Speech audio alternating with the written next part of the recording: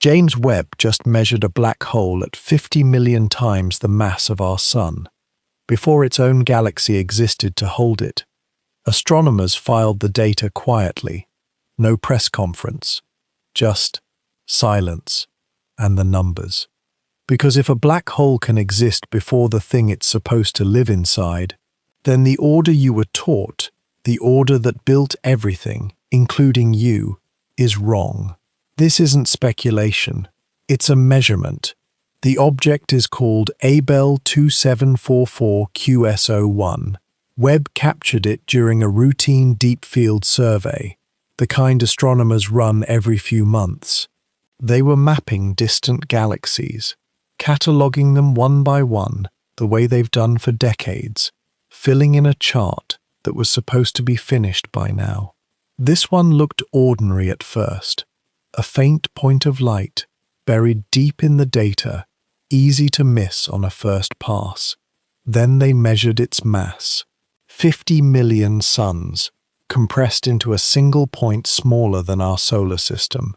That number alone would be unremarkable. Black holes that size exist across the universe.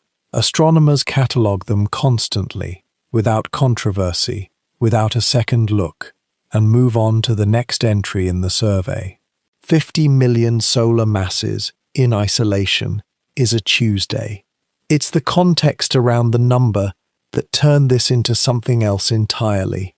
But then they looked for its galaxy, the structure that should surround an object this heavy. The stars, the gas, the spiral arms. Any black hole this size should be sitting inside. They couldn't find the edge, not because the equipment failed, because the black hole's mass was measured before its host galaxy could even be located in the surrounding field. We'll come back to what that means in a moment. Here's how the measurement actually works, because the method matters. Webb doesn't see the black hole directly. Nothing can. Light cannot escape it. Instead, Webb reads the light from gas, swirling just outside it. Gas moving fast enough, hot enough, to reveal how much mass is pulling on it. Astronomers stretch that light into a spectrum and measure how far it shifts. The faster the gas moves, the heavier the object bending its path. That's how 50 million solar masses became a number instead of a guess. It isn't an estimate rounded up for a headline. It's a calculation, checked and checked again, before anyone was willing to publish it. For now, understand the model astronomers have used for decades. Galaxies form first. Gravity pulls hydrogen and dust together into vast spinning clouds. Those clouds collapse into stars, and the stars arrange themselves into the shape we call a galaxy. Black holes grow inside them second. Slowly, over hundreds of millions of years, feeding on gas, feeding on dust, feeding on collisions with smaller black holes. That is the order. That is the sequence taught in every lecture hall, every textbook, every documentary about how the universe assembles itself. It is the foundation underneath nearly everything we think we know about galaxy formation. Abell 2744 QS01 does not follow it. Its mass was already locked in place before its galaxy had visible edges. Imagine building a house and discovering the foundation was poured after the roof was already standing.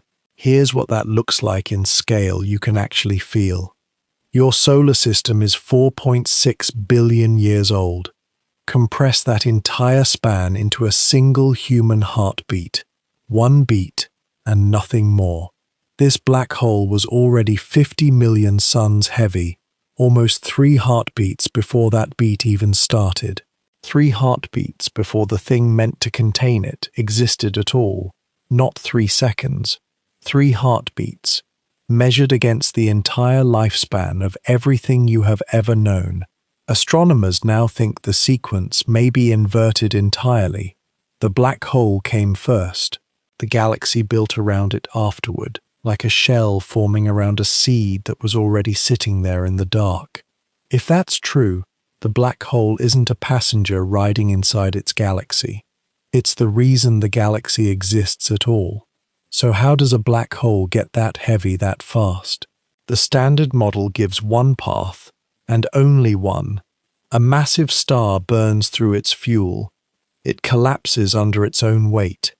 Its remnant weighs maybe 10, 20, 30 times the mass of the Sun. Then it feeds. Gas falls in. Dust falls in. Smaller black holes merge with it, one collision at a time, over hundreds of millions of years.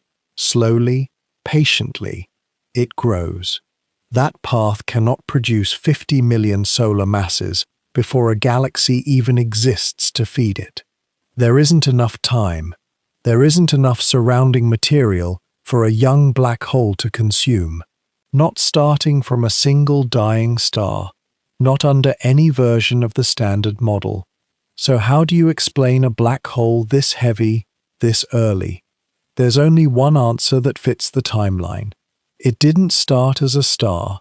It formed directly from the raw density of the early universe, within the first second after the Big Bang, not from a stellar remnant, not from a collapsing sun, from the fabric of the newborn cosmos, collapsing straight into a black hole before atoms had even finished forming.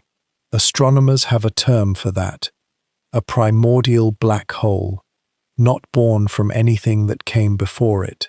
Present from the beginning, older than light itself had any structure to travel through. There's a second thread here, and we'll pull on it before this is over.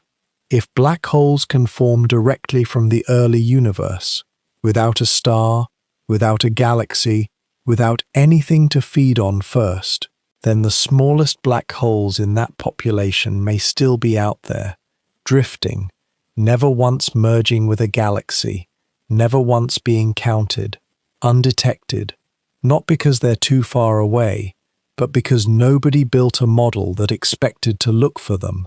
If Abell 2744 QS01 is one of these, black holes were never just the byproduct of galaxies. In at least one case, they were the ancestor of one. Every galaxy formation model taught since the 1970s assumes gravity pulled gas and stars into structure first, and black holes emerged afterward, almost as an afterthought. This object breaks that assumption at the root, not adjusts it, not softens it, breaks it, cleanly, with a single number, and the old assumption is simply gone. Consider how long humans have been asking where black holes come from. Recorded history stretches back roughly 6,000 years. Every civilization inside that span, every astronomer, from Babylon to Galileo to Hubble, built their understanding on one order of events: galaxy first, black hole second. Abell 2744 QS01 undoes 6,000 years of assumed sequence with one measurement, filed quietly, without fanfare. And Abell 2744 QS01 isn't sitting alone in the data. Webb has already flagged other early galaxies that look too massive, too structured, too developed for how young they are. Each one gets explained away individually. A measurement error here, an unusual growth spurt there. Taken one at a time, every exception sounds reasonable. Taken together, they start to look like a pattern nobody wants to name out loud yet. You are looking at proof that the universe built at least one of its structures backwards. Right now, as you watch this, telescopes are scanning for more objects just like it. Because if there is one black hole older than its galaxy, there could be thousands hiding in plain sight, filed under the wrong category, waiting to be remeasured. We said we'd come back to what it means that this black hole's mass was measured before its galaxy's edge could even be found. Here it is. The galaxy didn't form first and grow a black hole inside it. The black hole came first, and the galaxy formed around it, pulled into shape by gravity, like scaffolding grown around a seed that was already sitting there in the dark, waiting. That reframes everything the old sequence was built on. If black holes can exist before galaxies, galaxies are not the starting point of structure in the universe. They are the result of something older, something that was already there, already heavy, already shaping space around it before a single star had ignited nearby. And if that's true for Abell 2744 QS01, it may be true for the black hole sitting at the center of our own galaxy right now. That object has never been dated with this level of precision. Nobody has ruled out that it, too, formed before the galaxy wrapped around it existed. Remember the drifting black holes we mentioned earlier, the ones formed with nothing to feed on, never counted in any survey? If Abell 2744 QS01 proves the mechanism is real, those objects stop being a theoretical footnote.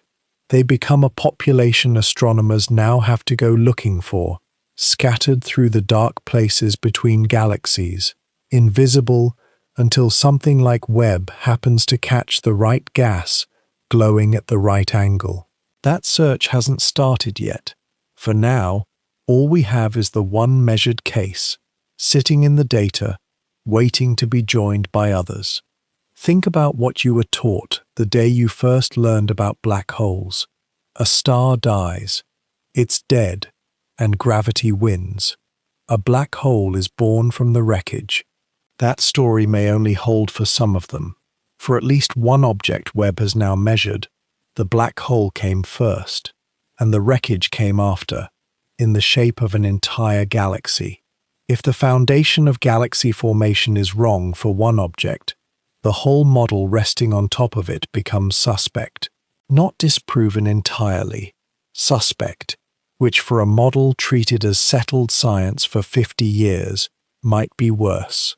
The light from this black hole left its source before a single human being existed, before any of the roughly 108 billion human lives ever lived could have looked up and seen it. You are part of the first generation of any of those lives to see it now, tonight, on this screen. Every empire that has ever risen and fallen happened entirely inside the sliver of time since that light began its journey. Every language ever spoken, every war ever fought, every name ever carved into stone fits inside that same sliver. None of it had started yet when this black hole was already 50 million suns heavy. Not one word of it, not one war, nothing. Every person who ever taught you how the universe works learned the same backwards-feeling sequence, because until this measurement, it wasn't backwards at all. It was just the sequence. Nobody lied to you. The model simply hadn't been tested against an object this early, this heavy, this exposed by a telescope powerful enough to catch it. Now it has been, and the model didn't survive contact. If you walked for an entire day, covering 30 kilometers on foot, you still wouldn't cross the distance this discovery has traveled through what we thought we understood about the universe. The gap isn't physical, it's conceptual, and it's wider than anything you could walk across in a lifetime. Ancient Egypt rose roughly 3,000 years ago. Take that entire span, pyramids, pharaohs, empires rising and falling, and it still fits inside less than half the time since this measurement quietly rewrote the sequence of cosmic creation. A human hair is about 0.07 millimeters wide. That's roughly how much room the standard model had left for error before Abell 2744 QS01 punched straight through it. Not a wide margin, a hair's width, and the black hole came in on the wrong side of it anyway. Every model has a margin like that, a tolerance for how wrong a measurement is allowed to be before the whole framework has to be rebuilt. This one didn't graze the edge. It went straight through the middle. 50 million solar masses at a time, and there was nothing quiet about it once astronomers actually did the math. Think about how many other sequences you've simply accepted because nobody had a number precise enough to challenge them. Stars before planets, planets before life, life before thought.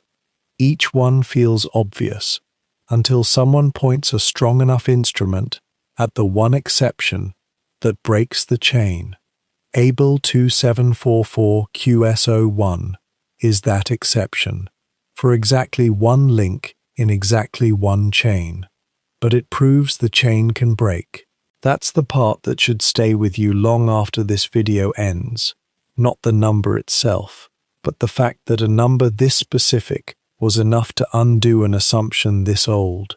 So ask yourself the question astronomers are now quietly asking themselves, away from the cameras, away from the press releases.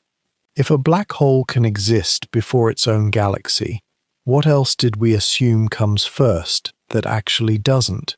What other foundations, taught as settled fact, are just assumptions nobody has bothered to test against a number this specific?